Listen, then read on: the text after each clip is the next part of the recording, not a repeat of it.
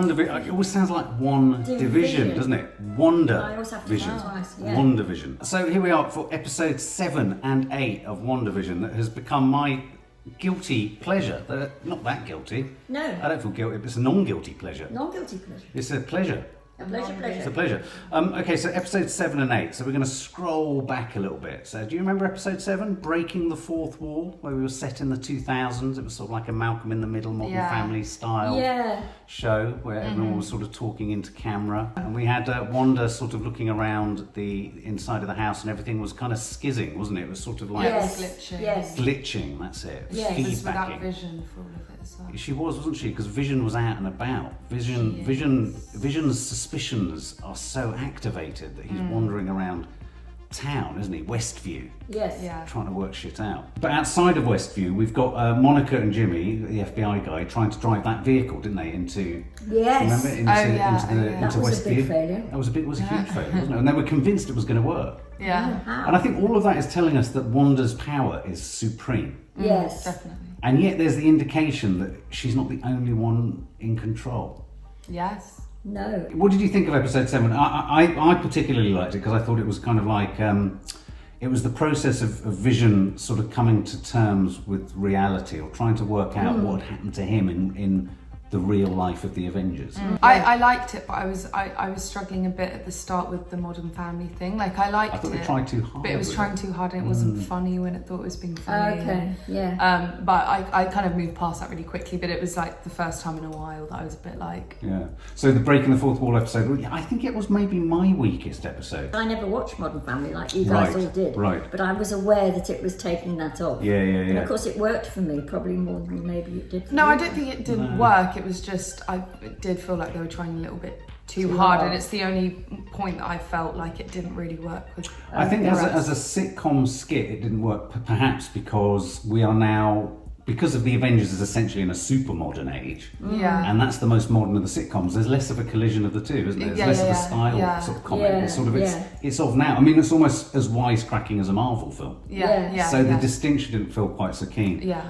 I thought the particularly powerful scene was where Vision was out in the sort of outer suburbs, or the outer reaches of Westview, and he came across Agnes, didn't he? That was where he came across Agnes in the car. Yeah. And I thought that was a particularly powerful scene because, of course, he then does that thing which he does where he goes, it's a bit like Spock in Star Trek, isn't it? He goes, Yeah. what's going on? And I thought she's such a great actress. She is, I love her.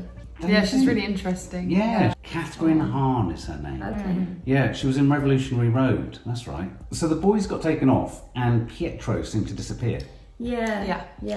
Which We still don't know where he went. Well, we don't know where he went, and it was a bit disappointing because we were very excited about Evan. What's his name? Evan Peters. Evan Peters. I was going to call him Evan Hansen, but that's a musical. I'm colliding everything together. So Agnes ends up introducing herself as Agatha Harkness because she's at the very end of episode 7 because Wanda wanders down into the basement. Yeah, no, but what happens first, isn't it? Is what's her name from the outside? Monica. Yeah, she comes in and she tries to tell Wanda to calm down. That's right. She's trying to kind of reason with her and everything, and then the neighbour kind of comes round and doesn't let it happen, and that's the first time we've kind of seen the neighbour kind of snap out of character. That she's you've got an idea that she's kind of controlling Wanda, and then you're a bit like, what's going on here?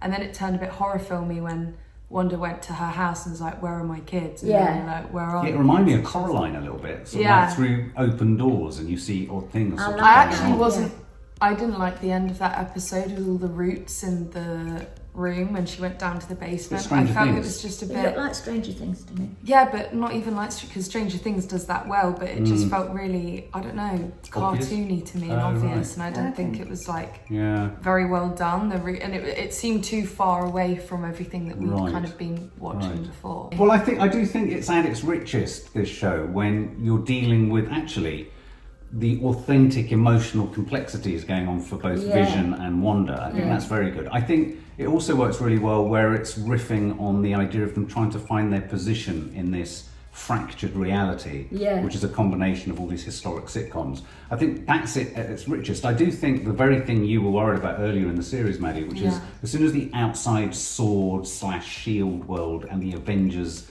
myth and lore starts to kick in, it almost reduces how sophisticated it is. Yeah, it's quite a yeah. sophisticated concept. Yeah. And then as soon as you just get reminded of the fact that there's sort of men in suits and kind of makes you want to Avengers- just stay in her little Yes, world. yeah. I mean, it's kind of. I mean, if it's a metaphor for grief and mental health, the mental health condition, if you like, of grief, which it is. It's trauma, isn't it? Grief is trauma.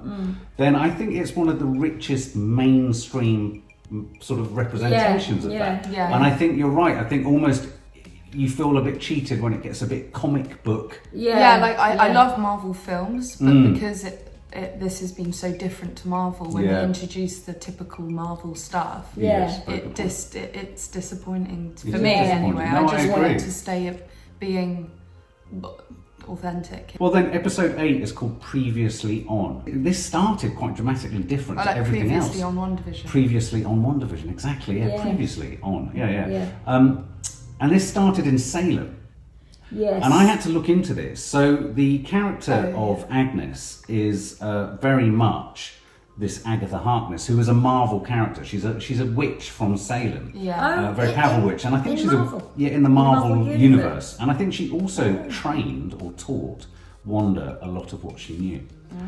So there's that connection. But I tell you what this episode reminded me of, Previously On. I mean, really, it was a step through Wanda's life, wasn't it? Yes, She took Yeah, us she back. was taking her back through Yes. her. Yeah, and at Child. times, though it wasn't at all funny in the same way as, say, Annie Hall, it reminded me of Woody Allen being taken back through the various stages of his life, and I was watching it. I found this really useful as a reminder as to her origins. I mean, you basically get WandaVision, you get Yeah, Wanda's because we origin never story. really got Yeah, the that's origin true, actually. story. No, I didn't. No. Well, we Yeah. knew that they were kind of, I mean, because the first time we see them is in Avengers Age of Ultron with two twins. Yes. And there's just like a hint that their childhood wasn't great and that they were Yes. brought up in a terrorist Yeah. cult. But Yeah. it was nice to see a bit I like of that sort of origin story. Eastern Bloc you saw at home with Yeah, her brother. yeah. Yes. The father bringing back the bootleg DVDs, which I thought was really nice. And of how course- she loved sitcoms. Yeah, she loves Then you get sitcoms. like all the Dick Van Dyke stuff and Yeah, and I started crying in the bit when It she was was really watching the Dick emotional. Van Dyke and how it was just like the first episode of this show. And I think that So- almost reminded you how slavishly and attentive they've been to kind of recreating those old sitcoms. And it was, I thought it was incredibly poetic, Yeah, it was. Yeah. really moving. I know, Yeah. I really liked that. And her parents, so then her parents get bombed. Yeah, and absolutely. Her parents get bombed, and therein lies the sort of story of her life, if you like. But I like there were sort of a couple of moments going back through her life, or those key moments in her life. Certainly that moment where she and Vision had kind of bonded and were united as a couple, and they were sat on the end of the bed. I thought again, that scene. perversely very sort of ordinary, and Paul Bettany is absolutely knocking it out of the park. Isn't he? with all that makeup on. Well, And, it's that only his makeup. eyes that can be expressed. and even Yeah. they have got like contacts in to Yeah. make them inexpressive. But playing an AI as well, where he's know. having to sort of cradle that confusion of self, sentient Yeah. being a sentient being, having emotion. I don't know what loss is because she's feeling the loss of her parents and Yeah, her brother, yeah. and he's like, because I've never loved to lose. And then you think, well, what does he feel for her, and how does Yeah. he feel what he feels for her? And then, in a sense, this episode is the episode that confirms all of our hunches that really the whole project is a manifestation of her controlling her grief. Or grief. Yeah. I loved that scene with the two of them on the bed Yeah. and his line, which What was his line? grief is The the perseverance. perseverance of love. Grief is the perseverance of love. I thought that was incredibly rich, and it reminded me again. I watched an interview recently with Paul Bettany and Elizabeth Olsen talking about working on this and what pulled them in. And they said, look, for all of the stuff and the flashiness and all the weirdness going on, they knew that at the heart of this was an incredibly sophisticated and emotional story, well written, well executed. And yes, there's, as they say, there's lots of gizmos all around the edges. But for them, you can feel there are two actors at the heart of this playing the truth of this grief and this love story. I'm also loving how they're making like we've all said, because we never really felt anything for both their characters in the Avengers films. Exactly. And they were always the ones that would like On the not periphery. looked into the most. And it's really interesting and nice to see them like bring these two characters to life, because I always found them really surface, because there wasn't really much to them, because he's AI and she was a bit As she herself, the actress, Elizabeth Olsen often says when she was in Doctor Strange, all I did was this a lot. Yeah. You know, and what we've got here is something much more complex. But what do you make of the Agnes character? You know, the Agatha Harkness. What's her intention here? What's going on? Why is she? I don't really know. No, I don't know I if don't we know. should know. No, yet. maybe we shouldn't. Are they trying to prove that she's stronger or more powerful than? Yeah, I don't know if she's trying to show her something. I don't necessarily think she's. Maybe she's. Yeah, maybe she's. If she's a teacher, you know what it reminded me of?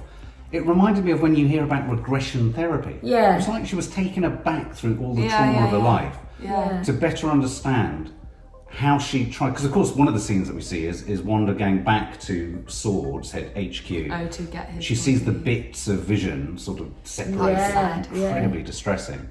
And she asks to take him, and then the head of the Sword says no. Yes. Just watch. And then she's not happy. And then she's not happy. I mean, really, that's what and causes that bit where her grief makes the house and Westview and everything. I love that scene was really. I love the way her grief manifested in the world or the life that she envisioned, sort of envisaged that they would have. I got really emotional on that bit where it was all being made and then he was being created. Oh, I know. It was back in the first Yeah, absolutely. And what's clever about the series is that at this point, lots of things happen in this episode, the most recent episode 8, previously on, that make you reflect back on and make you almost want to watch some of the earlier episodes to see, how did they do that? Oh, I see, that connects, that makes sense.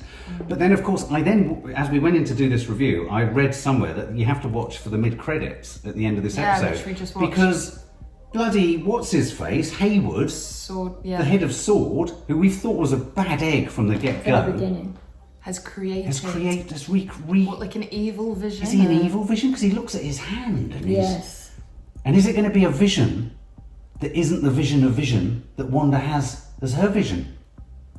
Is there going to be is he not going to know the love that he felt for her?